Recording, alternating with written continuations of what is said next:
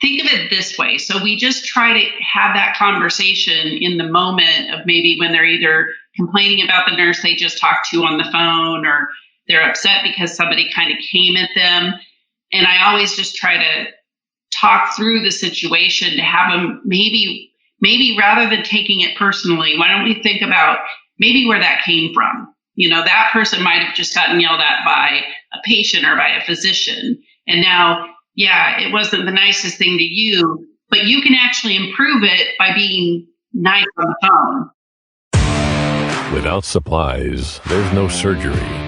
Without products, there's no patient care. Welcome to Power Supply, the healthcare supply chain podcast focused on helping you navigate the intricacies of logistics, purchasing, contracting, and supplier relationships. Each episode, we speak with healthcare executives, supply chain leaders, and innovative entrepreneurs from across the country as they share their stories, experience, and expertise on the industry we love. From the loading dock to strategic sourcing, from buyers to the C-suite, and across the enterprise, we tackle the real-life issues impacting the healthcare supply chain. Whether you're tuning in for conversation or inspiration, we're glad you're here. You're just in time to hear it from the source and stock up on insight. So sit back and plug into Power Supply. On this episode of Power Supply, we speak with Suzi Collins, Market Director of Supply Chain for all the Phoenix area sites at Steward Healthcare, and we are going to be talking about HCAHPS scores.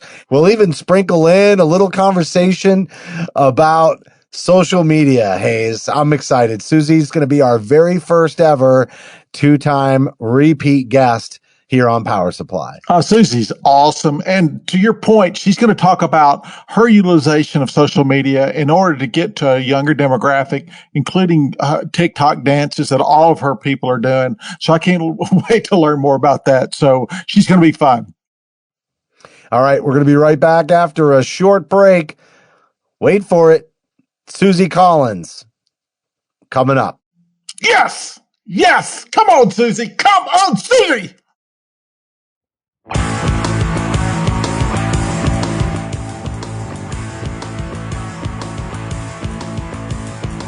A production of 17 Studios, you're listening to Power Supply.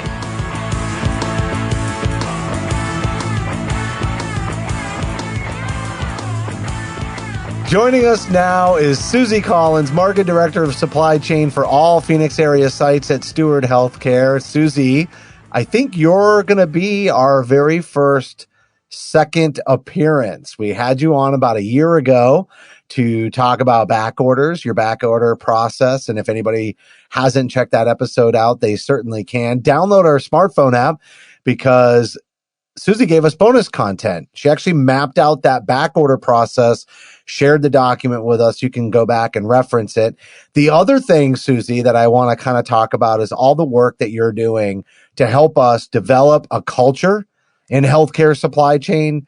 I've talked with others like Derek Gallagher and Rachel Anderson with the Young Professionals Group through ARM, and really trying to make this a destination career instead of something that you fall into. And, I think really trying to get a lot more engagement in social media and provide educational content and awareness and collaboration. Those are things that I know are near and dear to your heart. You've been actually launching a bunch of videos on TikTok after getting a lot of engagement on LinkedIn in general. You're trying other platforms, and many of those videos and additional videos, not just the ones on TikTok, are going to be appearing on the Power Supply YouTube channel. So I just thought maybe before we get into this conversation about supply chain's role in HCAHPS and HCAHPS scores and how we can have a positive influence, can you just talk about the positive influence that you're having through social media and why you think it's so important that everybody kind of jump on this bandwagon and really drive healthcare supply chain culture? Yeah, well, and I think the biggest issue, and you and I have chatted about this, I've had the conversation. I do get to a lot of department directors. I get to the executives through LinkedIn, but I'm not getting to the front line of healthcare supply chain. And I think the only way we can get there is to engage them in a social media platform that they're using every day, like TikTok. They're not going on LinkedIn. There's a demographic that is only really using LinkedIn, quite honestly, if they're looking for a job. So I want to get past that and be able to really talk to the folks who are interested in learning more. And most directors, like myself, we don't always have enough time to really focus truly on culture and focus on what is important to maybe teach our staff or remind them of on a quarterly basis. So that's what I'm really hoping to do with kind of the TikTok and having a little bit more fun and levity in with it versus just your normal, hitting the leaders with information. But Suzi, has it been hard or difficult to learn all the dances that you need to do in order to use TikTok correctly? The dances are really difficult. No, I will not be dancing. Oh, come on. All right. I just want to let you know I've done 3 with my son and daughter. That's like, we went on this whole road trip. Okay. So you're admitting to it. And I love it. I'm not even going to lie. I mean, I don't have a TikTok account, but my daughter's account is promoting my Supreme dance. Oh, that's awesome. Well, and it's funny because there's things, I'll see something and then I hear TikTok songs in my head and I'm like, oh, I think I might be looking at it too much.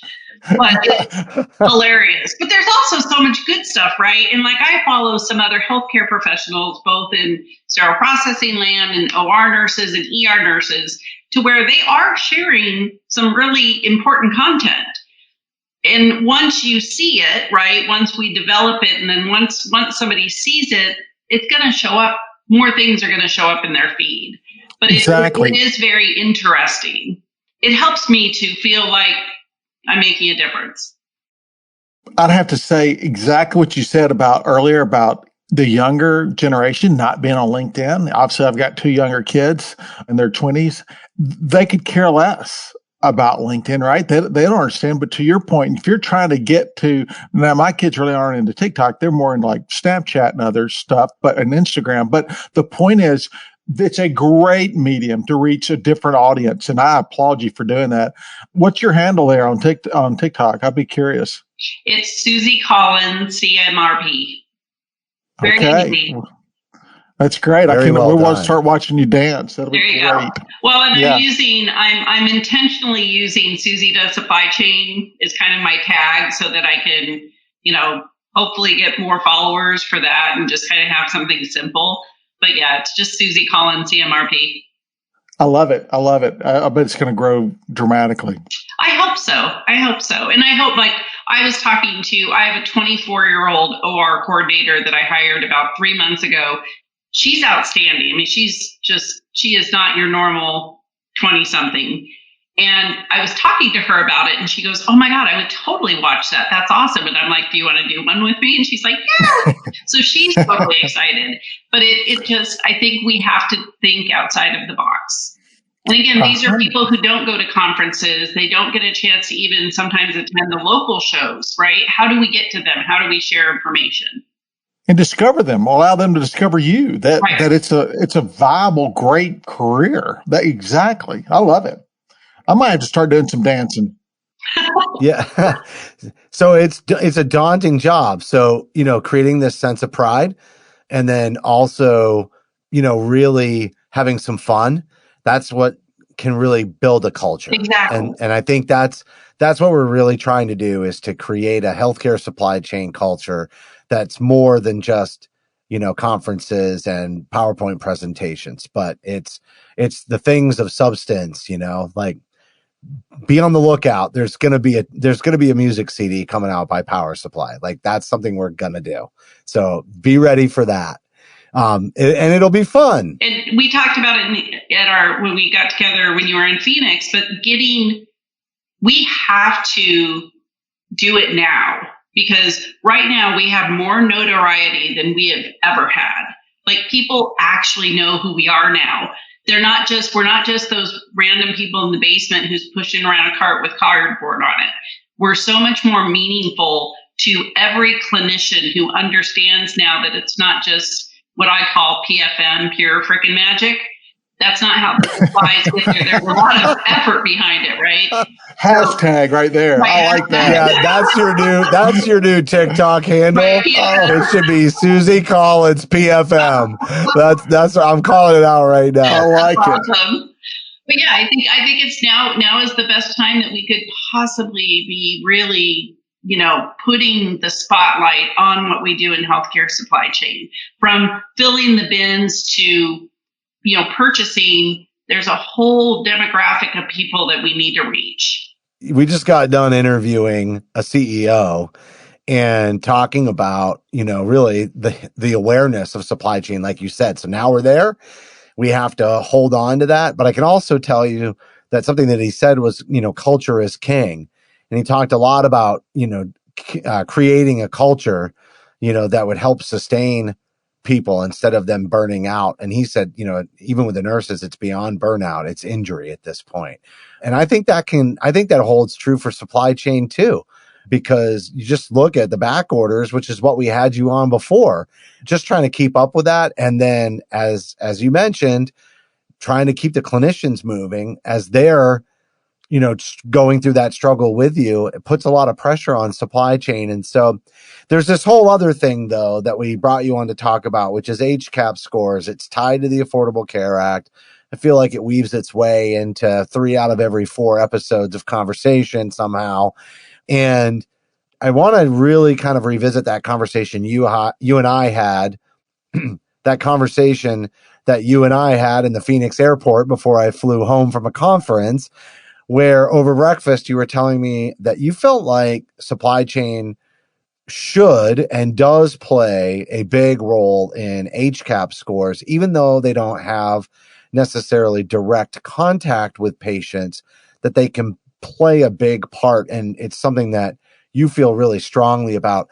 Can you start at the beginning of, when you started thinking about that and maybe some initial first steps that you took in that direction? And then we can talk about really how it's matured from there. Perfect. Yeah. So really ever since I kind of became a director in a hospital doing things at a different level, I started to want to reinforce the connection, if you will, between what my team does in the healthcare continuum.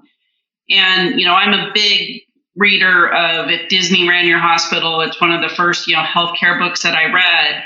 And it's what we're doing is performing a service, right? It really is. We're performing a service and a benefit to our clinicians so that they can turn around and better serve their patients. So the patient's the stakeholder, but our customer is the clinician.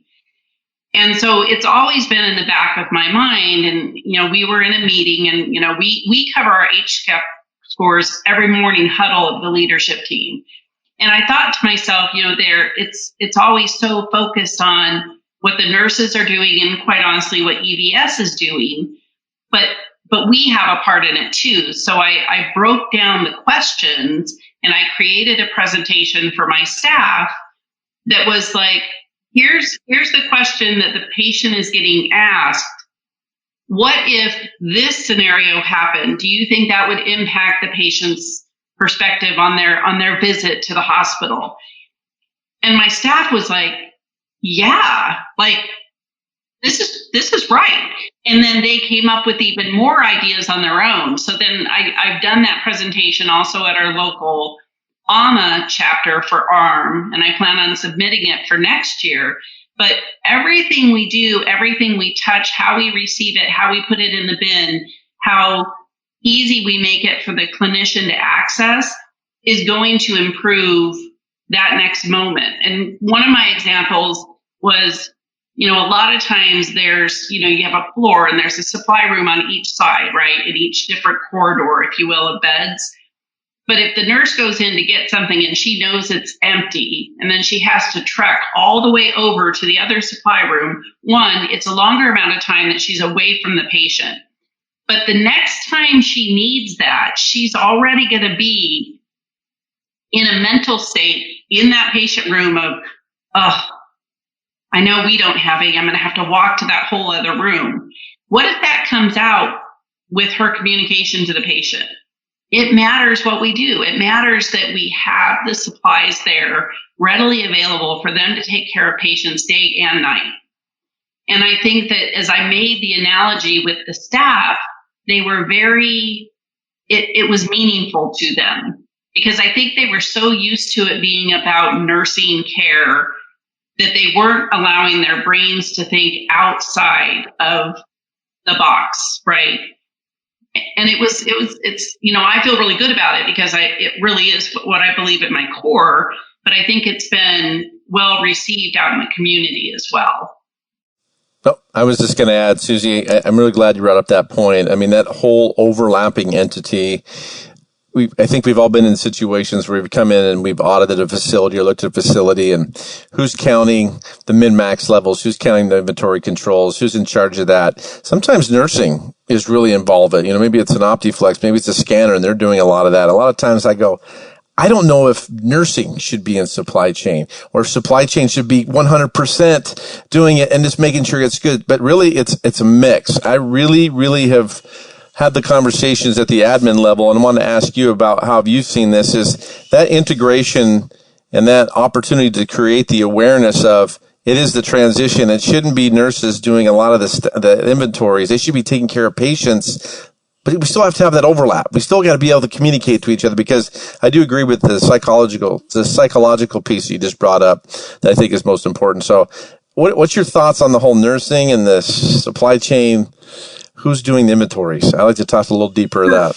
Yeah. So, and I do this with my distribution tech. So, being a distribution tech doesn't sound glamorous, right? Unfortunately, because it really is an extremely important job. And one of the things that I always ask my distribution techs to do is to get to know the charge nurses, get to know the people on your floor. I keep people on the same floors as much as possible.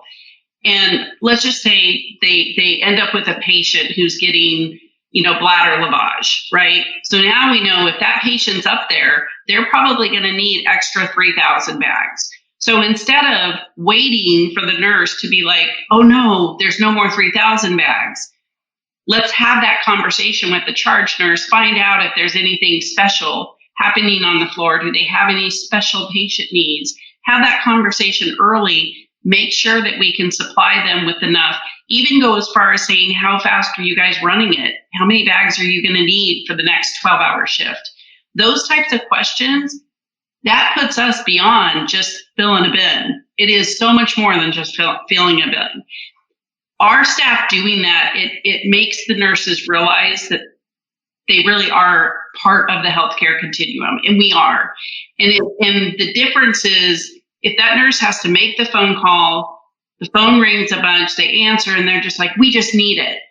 Then it becomes this negative situation where they're like, this nurse just yelled at me, they need this. They're not going to be motivated to move as fast, when really what the nurse is doing is trying to take care of a patient. So the more proactive we can be in thinking about our role from the moment we walk through the door until the moment we clock out, it's so important, because we really are. It's not just that we're part of the healthcare continuum, we're part of helping that nurse stay focused on patient care instead of having to worry about supplies. And in my case at Mountain Vista, and it's taken a lot of time for me to get there, but I touch everything. I touch every department other than lab and pharmacy. So no clinicians have to place orders. They can communicate with us and we collaborate with them, but they don't have to do a daily requisition to get what they need. And that's also very important. And we tell them, we're going to do this for you because we want you to focus on patient care. And I know that they appreciate that, and it's not what always happens. So it's just reinforcing, again, how important what we do is to patient care. It's critically important. Actually, I need to connect you with Allison Corey if you don't know Allison. She's amazing. Yeah, she's amazing. And she was telling me the other day at Intermountain Health, what they're trying to do is kind of what you've talked about there is, obviously, if you've ever been a patient in a hospital, you know how many visits you get a day by nursing, by, environmental, by pharmacy, by everybody, right? Well, they're trying to create a way that all those different departments are in cahoots. And and if you go in to deliver ice chips, well, you might grab the trash can or whatever at the same time, trying to eliminate that. But she's trying to put it underneath the supply chain because that does help patient care. That does help satisfaction. And it clearly helps the nurse or the caregiver. So I love that concept of what you're thinking about, because I think that is like the next step that we can help everybody, and also probably it can carve out some money too. And so it's a win-win for everybody.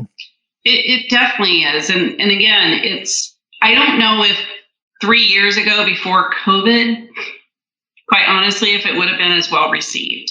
Right, of course. But, I mean, it changed everything. And though it's been the hardest 3 years of my career, it's also been the most rewarding in terms of being proud of what my team has done, them getting thank yous. Last year during, supply chain week, we got departments bringing us goodies. That had never happened before, right? It is different. And I think my team feels it. And I want to share that level of energy with other people, because, and it's not that other department directors don't do this, but I think that we get so busy in our day to day that sometimes we do forget to remind them how important they are. And that's just another reason to do what I do on LinkedIn and to bring on TikTok and everything else, because if they're not hearing it from their department director, I want them to hear it from somebody else. We did an interview on one of our sister podcasts on infection prevention, transmission control. And we spoke with somebody who's an expert in environmental services.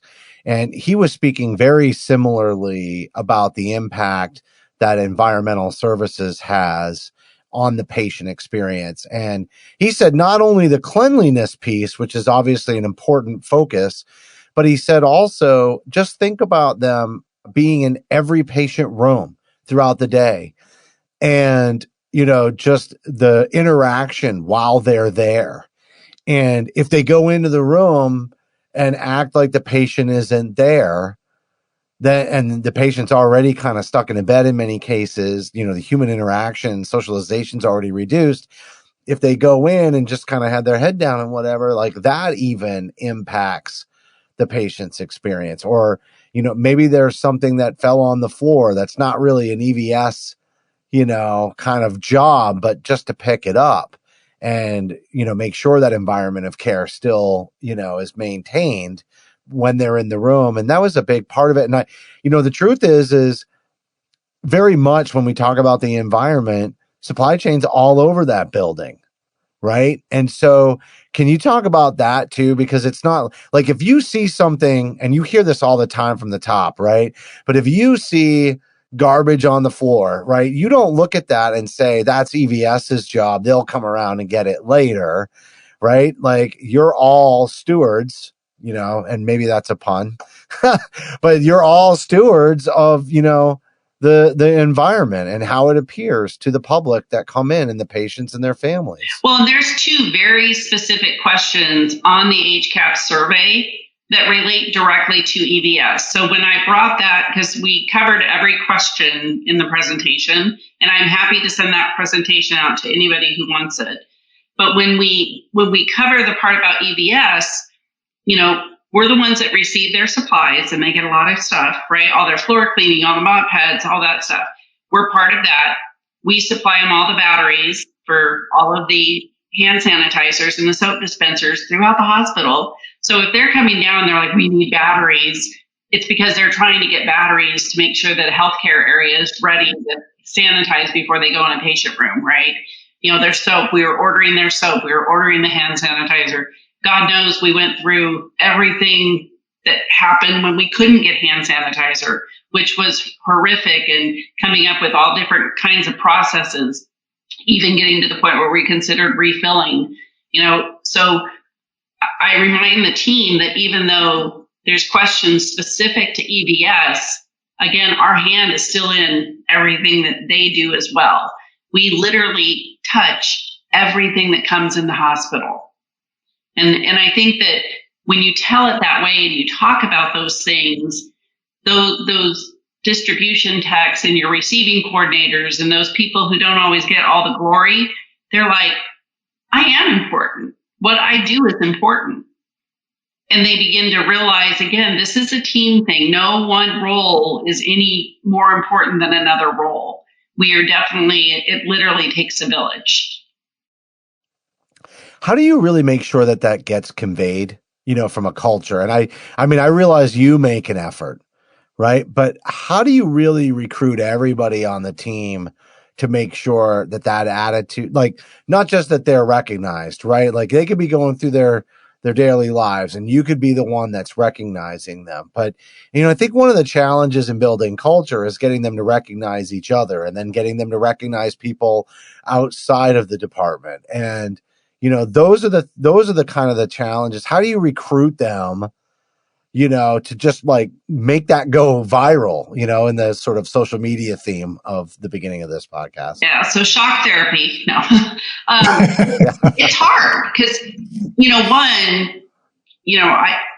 I pride myself on being a good hirer. I don't know what that appropriate word is, but, I feel like I do very good on interviews. I ask very probing questions into their past jobs and how they think that would help them now. And I try to make sure that I'm hiring people who at least have a mindset of they're going to be part of a healthcare program. But a lot of it is, and people complain. And one of my favorite things is when they don't realize I'm in the warehouse and then they kind of say something maybe negative or under their breath. And then I kind of pop out like, hey, and they're like, oh. And I'm like, hey, we all have days, right? But think of it this way. So we just try to have that conversation in the moment of maybe when they're either complaining about the nurse they just talked to on the phone or they're upset because somebody kind of came at them. And I always just try to talk through the situation to have them maybe rather than taking it personally, why don't we think about maybe where that came from? That person might have just gotten yelled at by a patient or by a physician. And now, yeah, it wasn't the nicest thing to you, but you can actually improve it by being nice on the phone. And it's hard. And sometimes they look at me like I'm a cuckoo berry, but that's okay. They're all kind of used to me, but I think you just have to continue to own it. I mean, it's part of it is just how you lead, right? That you constantly have to believe that we're here for the greater good. Suzi, I want to take it into a direction too. You've said it multiple times. We touch everything. And I always think about in a lot of different areas where clinical engineering / biomed is under supply chain's purview. And I think about the closets we walk into sometimes. You got all your supplies on one shelf and then there's the wheelchairs and bits and pieces and put together. And, I think about a patient. That's part of the HCAHPS score, isn't it? That's part of it. We put someone in and we're taking them and they're getting discharged and the transition of care or they're moving. All that biomed clinical engineering equipment, how much does that come into play as part of the HCAHPS too, the scores? I think it really does. I mean, it's funny because I'll be in a director's meeting and, the question gets asked, do you have what you need for patient care? And they never have enough wheelchairs. So, there is that part of me that's like, do we eat them? Because I did just buy it. And they eat the most too. True story. But they get moved, yeah. They do get moved. They disappear, PACU still. Everything. They go home with patients. Right. They go to EMS. They go everywhere. They go to long-term care facilities. And so I just kind of say, okay, let's put together a plan. Let me know who needs what. I may not be able to do it all in a month. I might have to be a little creative with finances, but I'll get you what you need. But the other thing that I try to always remind them is you don't have to wait till we're in a director's meeting to bring up what's wrong. Be more forthcoming with information. You guys all know how to reach me on email. Most of you have my cell phone number.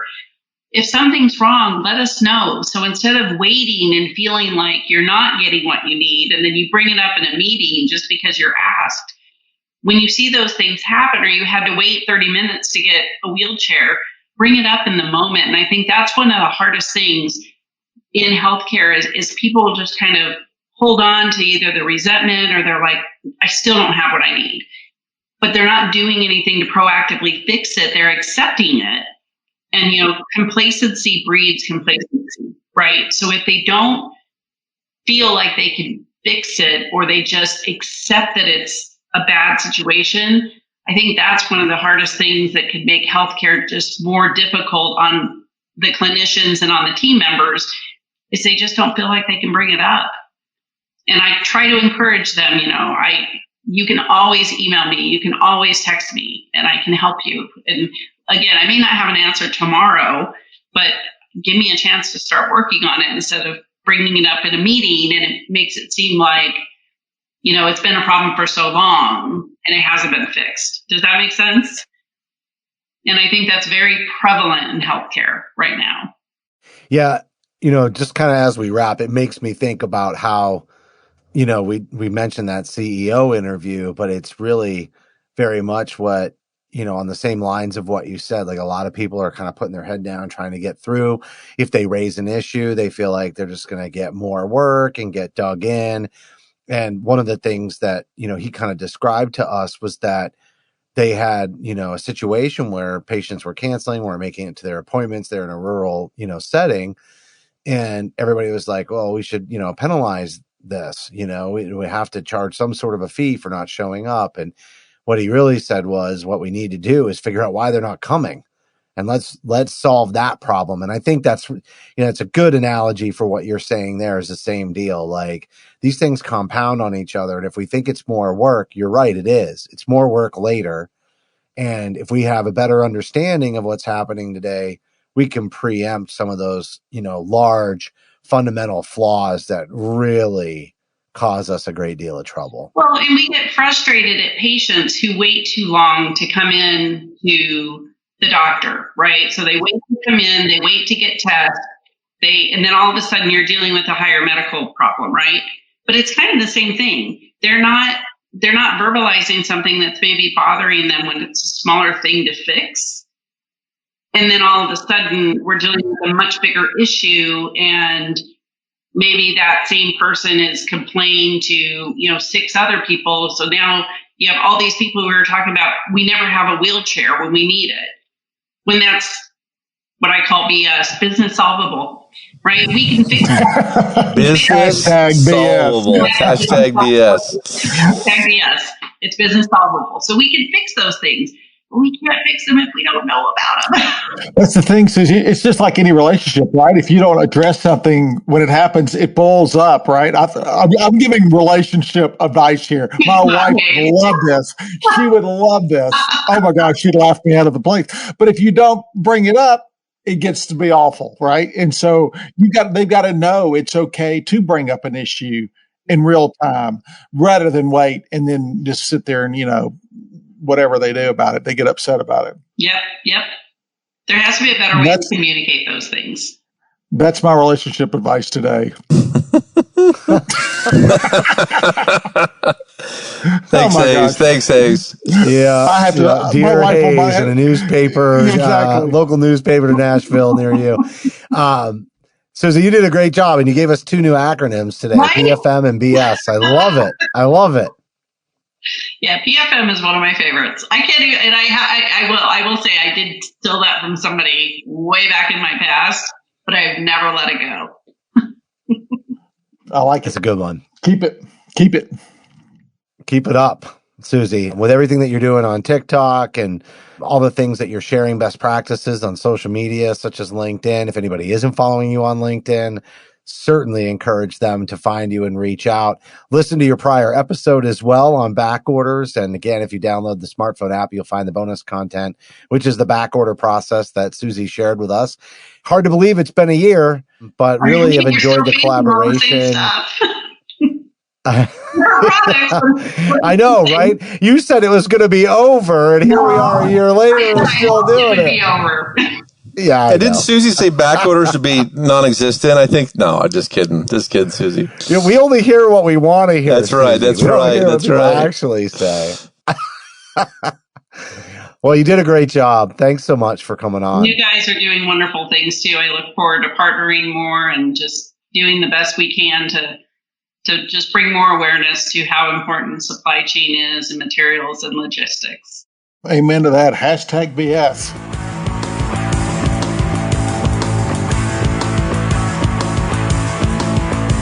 That was Suzi Collins, Market Director of Supply Chain for all the Phoenix area sites at Steward Healthcare. And we talked a little bit about her work on social media, and obviously want to encourage everyone to follow her on TikTok, LinkedIn. She's just putting out great content. And also she's going to be available on the Power Supply YouTube channel as well. But we really dove into HCAHPS scores and, really how culturally we're all very much in many of the categories. I think there's 8 focus areas of HCAHPS, Gary. We're all in healthcare very much responsible for that. And I'll even go so far as to say the vendors that are coming into the hospitals also play a part. Like if they really think about, their time, if they see trash on the floor, it's just caring for your customer. So I just think this is a phenomenal conversation to be having, and definitely from the leadership perspective. How do you make that positive environment of encouraging everybody to take pride in their work and their work environment? And how do you make it viral? How do you get everybody to catch on to it? Absolutely, Justin. Yeah, I think that Suzi covered a lot. Like it's not a delegated swim lane. This person's here. This person's here. This person's here. It's integrated. You brought up the vendor. The vendor's a part of this. I mean, from communication to cleanliness to the transition to care, having the nurse at the bedside as most as possible to take care of the patient-centered focus. We are an integral part of HCAHPS, and supply chain's got to own it and be at the table. And Suzi's doing a lot to get the information out, man, using TikTok and other methods to get this out. She's way ahead of the game. So it's great to see what she's doing. I think Hayes, you said she's going to blow up. So she's going to have lots and lots of followers moving forward. She's hitting the right audience. All right. Well, that's going to do it for this week's episode. But as a reminder, the best way to listen to this show is on our smartphone app for iPhone or Android. Just go into the app marketplace, search for Power Supply, and download us. And Suzi's got a prior episode. Just search the term back order in there. When you open up the episode, you click the gift box, and then it will show you her back order process that she shared with us out to everybody else. But if you don't want to download the smartphone app, you can certainly subscribe to Power Supply on Apple, Amazon, or Google Podcasts. We've got you on Stitcher, iHeartRadio, Spotify, and simply if there's any podcast application that you've decided is your favorite, just search for the Power Supply Media Podcast, and you'll be able to listen to us there. I also want to tell you that you can reach out to us with recommendations for guests or topics on future episodes, general feedback for the show, or just questions. Just send an email to info@powersupplymedia.net. And on behalf of Hayes, Gary, and myself, thanks for listening to this week's episode of Power Supply.